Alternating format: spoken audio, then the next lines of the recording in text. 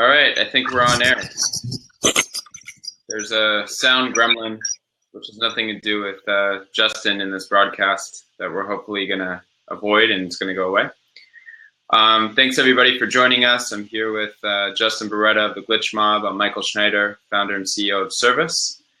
And we're going to talk about a few things today, and we also want to answer your questions. But first, I have a question for you, Justin. I want to know what your daily routine is. What's the first app you look at in the morning when you get up? My daily tech routine? What's your daily tech routine? When I get up in the morning, I take some time to meditate, and there's a meditation timer app that I use that's really good. It's called Samsara. I don't use the internet. I will either meditate with Samsara or I will use the podcast app to play a guided meditation first thing in the morning. And that's probably the first thing I do. And so Samsara is great because you can track your meditations. It'll tell you how much time you've meditated over the course of a month.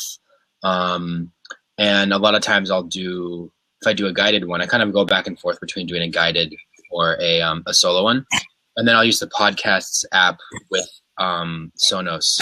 I listen to music with Sonos in my house, and then I'll listen to a meditation that way. And then I listen to music on the Sonos like all day. So I start that pretty early in the morning. So none of this involves the internet. You're totally disconnected in the morning. Yeah, well, I mean, if I'm for the most part, if I download a podcast, I will have downloaded the night before, but I don't actually plug in and check my email and plug into social networks or read the news or anything until at least an hour. I try to have an hour to an hour and a half of doing other stuff. Sometimes I'll work on music first thing in the morning after getting up and meditating and stuff like that, but I try to not plug in, to just have some time right here and not plugged in. Wow. Well, that's the opposite of my morning routine. It made me feel very bad and unzen about myself. But depending on my mood, if I'm in a real, like, I'm awake, let's go get it mood, I'll dive right into email, which I think you're not supposed to do, and start getting into business. And if I'm in a curious mood about the world, I'll read news or go on Twitter. If I need a few minutes to wake up, I'm currently addicted to SimCity on iPhone, and I'll play a few minutes of that. So, iPhone? The SimCity iPhone, man, is everyone can learn a lot from it. They have an amazing ability to hook you and get you back in and have you spend money. I never thought I would spend money to buy virtual cement, but I need to check that. Can we do it? Can everyone out there in the stream, can you guys hear us okay? Can you see everything? All right. Augustine says yes. Perfect. Okay, cool. So I think people are hearing. I want to dive into questions of the audience and also myself. I have one more. You've had a huge year with the Glitch Mob, and I think every time I've talked to you, you've been on tour. Can you tell us, is the tour still going on? Where you're at? How's it been on the road? And what's up for next year? Yeah, so right now we are just finishing up about 2 years of touring. So, we've been on the road. We started with Love, Death, and Mortality in 2014, and we're just kind of wrapping up that whole cycle. So we have a show with Bass Nectar for New Year's. Where's that? What's that? Where's the show? The show's in Birmingham, Alabama, at an arena there that has a 360 stage. So we'll be in the middle of the arena there, and the stage actually rotates and moves, and it'll be pretty cool. And then we're gonna basically get back into the studio. So we are not going to be touring at all for a while now. Does that mean an album's coming next year? We'll see. Okay, that's awesome. I think everyone here is looking forward to it. So the first question I see here is, what is Service? Which is a great question, because you guys may know Justin and Glitch Mob, but you might not know Service. So just really quickly, Service is a company I started about 6 months ago to solve customer service. So if you guys have ever had issues with companies, whether it's a delayed flight or a package not showing up, or a product breaking that shouldn't have broken, or you feel like you're being overbilled for something, anytime where you feel wronged by a company, instead of taking your time and having to call in and deal with it yourself, we do all of that for you. So you spend a minute, it's totally free. You can download our app, which was released today, which we're going to get into more in a minute. And you tell us what happens, and that's it. We take care of it for you. Again, totally free, and just saves you time, and a lot of times saves you money. So that's what service is. The website is getservice.com, and there's a link to download our app, which was released today as well. So Justin, speaking of the app, you had a big hand to play in the app. And if you guys download the app and start using it, you're going to hear all sorts of sounds, from the bell ring to the chat sounds to the push notification sound. And that's all Justin's creation. It's totally customized for the app. And Justin, we were super grateful to have you work on it. I'm curious what that was like, because I know this is the first time I think you've designed sounds for an app. So what was the creative process like, and how is it different from your normal creative process when you guys are doing your thing with GlitchMob? I see there's one question in the sidebar. It says, will the app work in France? I'm curious, is it international? Is it just the States? The answer is yes. The app works anywhere and will deal with any company except for governments. And the reason we don't deal with governments or government institutions is they're effectively monopolies, and they have no incentive to improve, and therefore no incentive to have good customer service. So other than governments, any country, any business. That's great. So yeah, I had, excuse me, I had never done sound design for an app before. Within GlitchMob, I do a lot of sound design. We all do everything, and I do spend a lot of time like in the intros and the outros of songs. You'll hear a lot of sounds, make a lot of this stuff for the live show, and that's something that I've spent a lot of time doing, but I hadn't done anything for an app before. So I hit up my friend Richard Devine, who's a sound designer, very accomplished, very old friend, and just kind of picked his brain about how he would approach this. But he's done. I mean, this job of a professional sound designer is really cool. Actually, like he made all the sounds for, like, when you, for instance, the new Range Rover, when you open the door, it makes a little beep sound, or when you hit, actually there's like sounds that the engine makes that are in key, and all the little beeps and boops in the car, something that he's made. So and it's really cool, the process. So that's so interesting. I think that really gives a car a personality. All of the, like, I can imagine a BMW sound or a Volkswagen sound in my head based on the cars I've been into. Pretty cool. Absolutely. Yeah. All of the stuff that goes into there's so many subtle things that happen.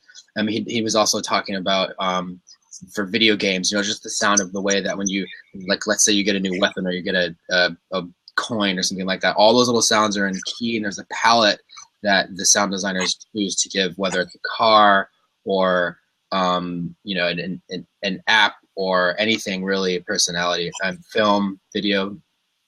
So with this, I looked at service as a kind of a creative palette, and you and I had a lot of discussions about what the app should feel like. It's because ultimately what you do is you're trying to help people. So the palette that I chose and the explorations came from something wanting to sound organic and not digital. And I wanted the sounds to feel like that they were soft and inviting, but still they're all in they're all in a similar key, and they have a similar tonality to them. So I think you did an amazing job. I mean, I think I told you, testing this app and getting it ready for prime time, we probably heard the bell sound at least 1,000 times and the chat sounds a couple thousand times, and everybody here still loves them. So that's a good sign that we've created something that makes it fun. I mean, that's one of the things I think the sounds really do. They almost make it fun to complain. Right. And we don't want to encourage people to complain if they don't actually have a legit issue. But if they do, hopefully it takes the pain out a little bit, 'cause it's kind of fun to use. Yeah, it's super super fun. And I went and I did some research on all other apps that do stuff like this, because it's funny, because I had never even really thought about what goes into a sound, like when you the iMessage sound when you send a text, the text goes whoop whoop, and there's subtleties around the pitch goes up and it gives you the sense of something has been sent out, and then subconsciously if something is coming down, doot, doot, then it sounds like something you received something. So thought a lot about that, and then I used what's called synthesizer that does modeling. So the synths that I used actually model real instruments. So it's make it sound like you're hitting a block, or it's a specific type of synthesizer that's basically supposed to sound organic. So I used all modeling synths with this to give it a feel of it being organic, also in the sense of digital sound can hurt your ears, and the iPhone speaker is very very shrill, and I had to EQ it. So I would basically play the sound, put it in Dropbox, play it on my phone, play it on my friend's phone, because the 6 Plus sounds a little bit different than the 6. I did a lot of testing to make it sound good. And the frequency response of the iPhone is very specific, so it was fun to learn about all this stuff and get it sounding just right. Cool. So are you available for hire now if someone here needs sounds for their app, or are you focused on your album? I don't know. That's a good question.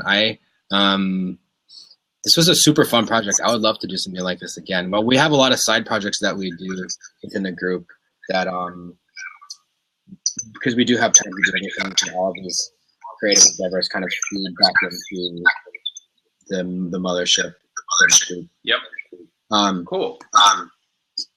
So on the side. Yeah.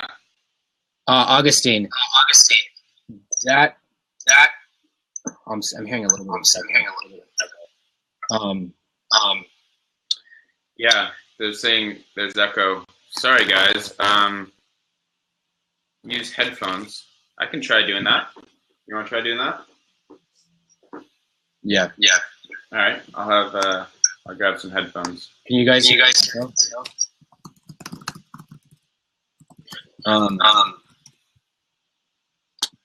So.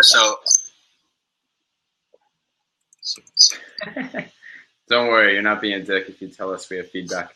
I think we can keep going, and I'm going to plug in with headphones in a sec. It might be this room. It's a little echoey.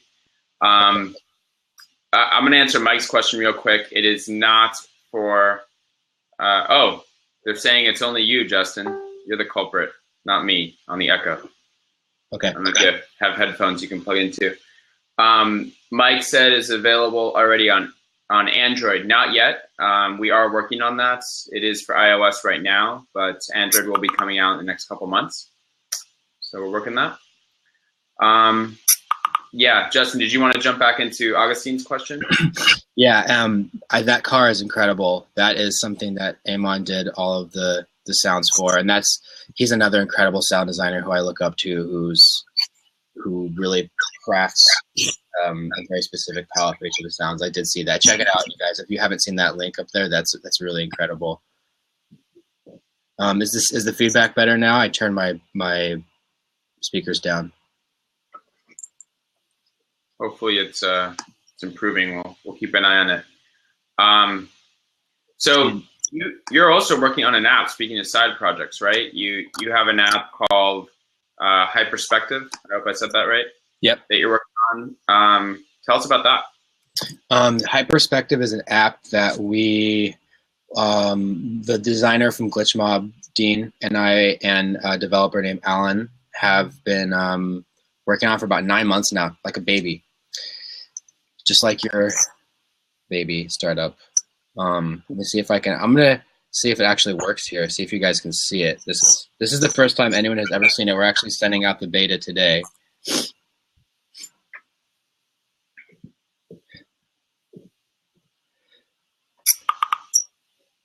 So this is the app. You can't really see it very well.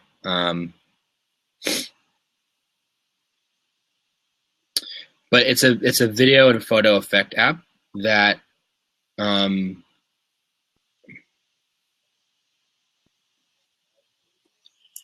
do all sorts of cool live video effects. on the iPhone.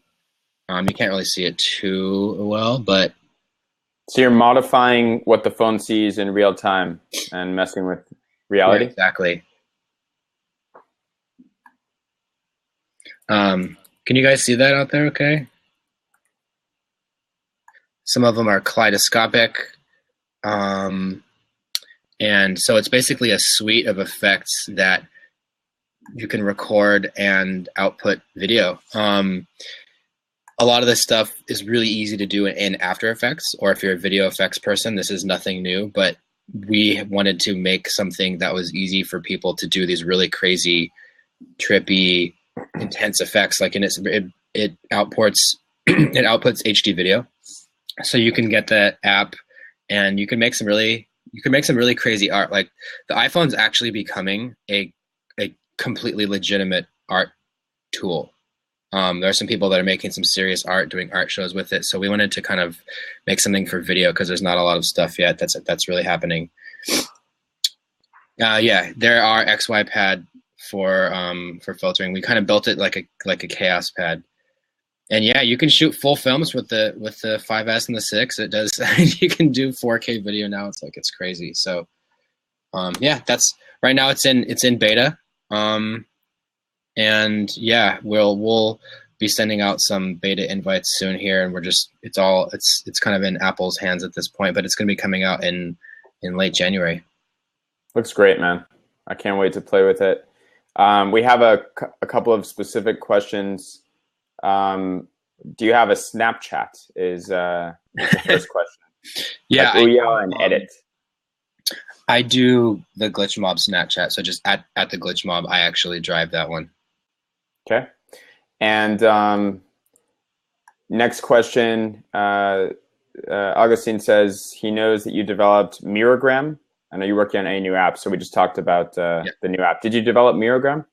Mirogram was a photo app that I did. I didn't develop it myself, but I put a team together and built the app. And that was 2012 when that came out. And it's crazy how much more you can actually do with a phone now at this point in time. Like, I do not develop myself. I could not code my way out of a box. I am more of a sort of creative person as far as the vision of something is concerned, and I know what I want to see, and I like working with creative people. And I see like the guy that developed the app, Alan, who's the programmer.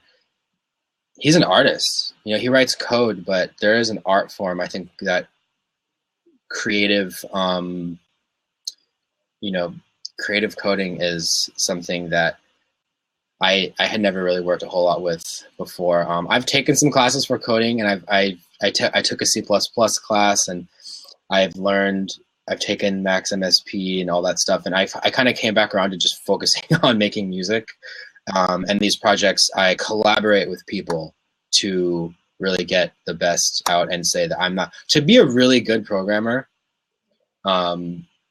It's like, I mean, you guys know, it's a really, really specific skill set that I think I could dedicate a couple years to and still not be as good as Alan. So I focus on doing what I do, and then let other experts take it from there.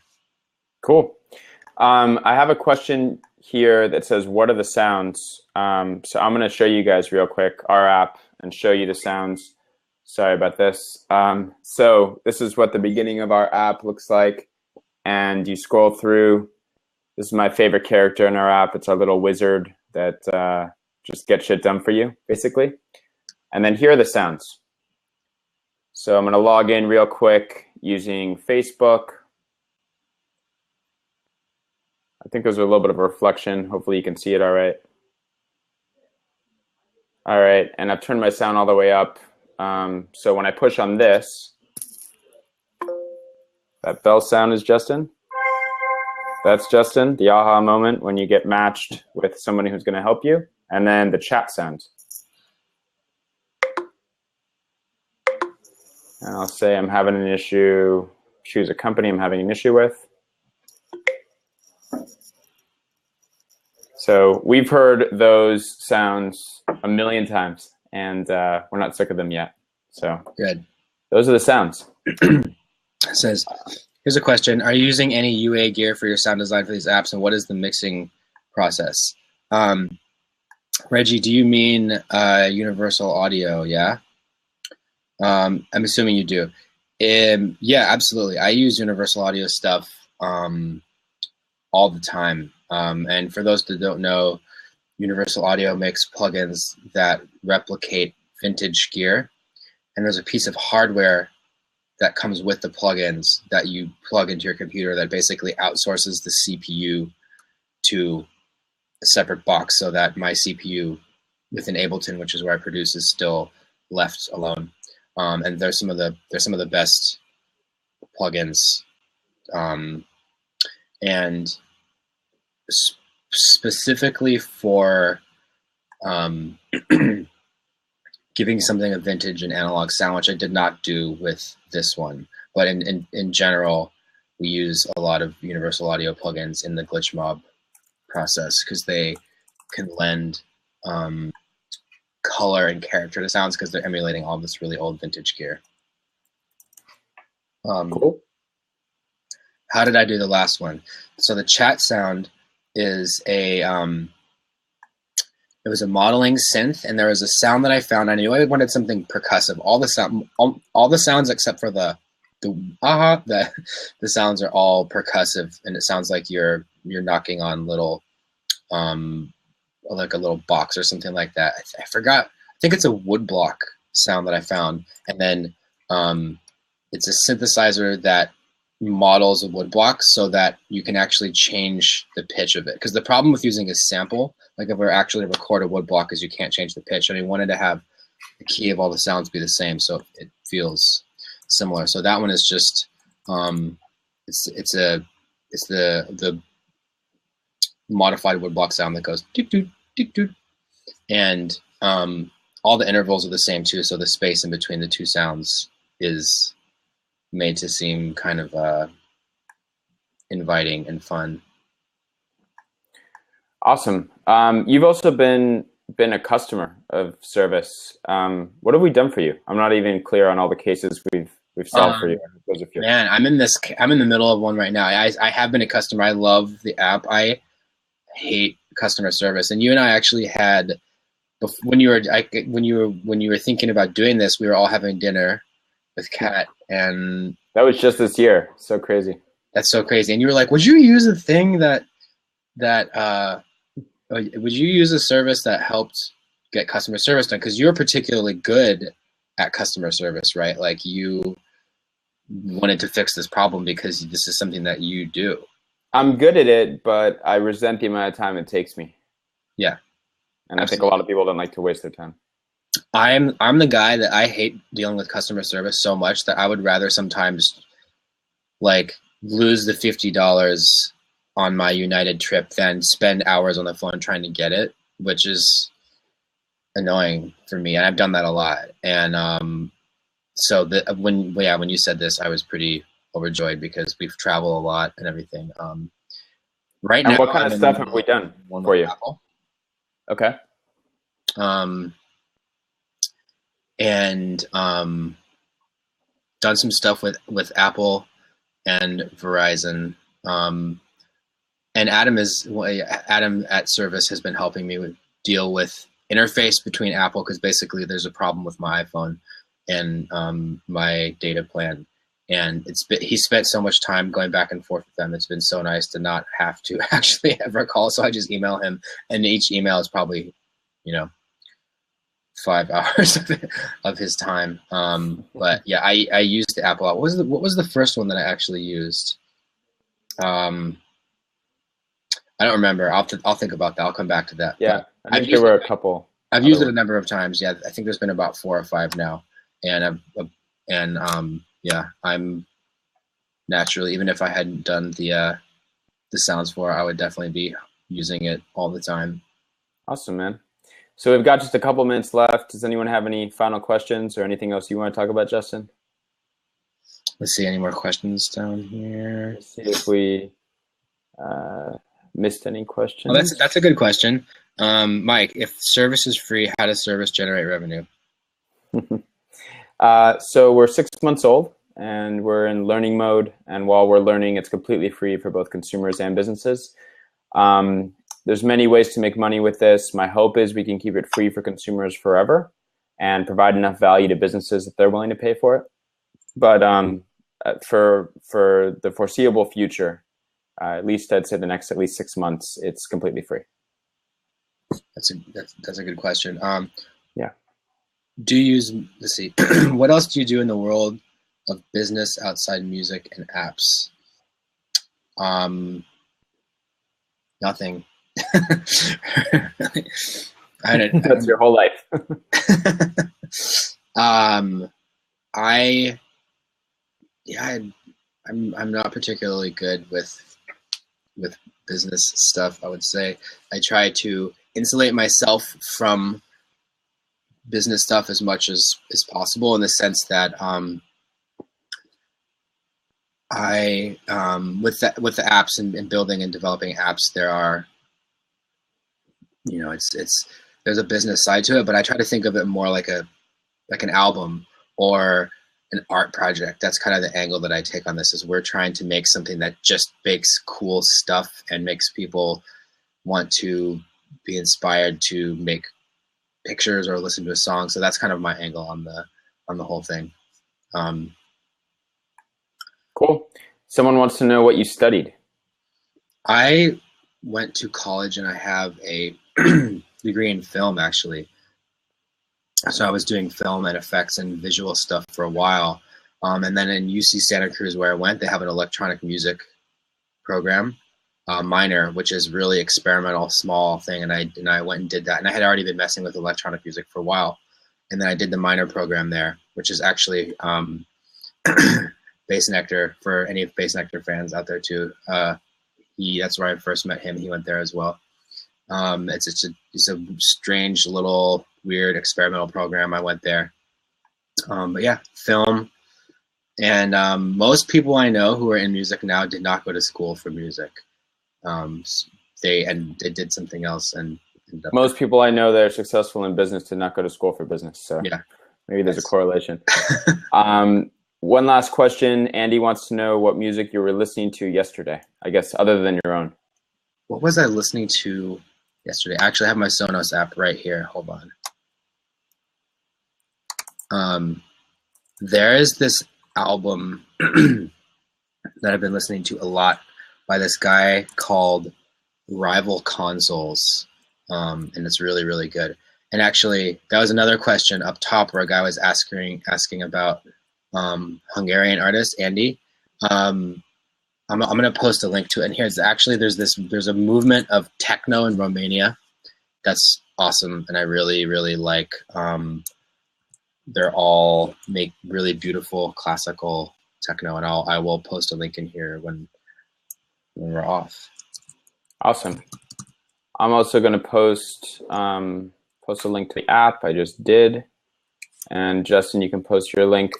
I think we're good on time.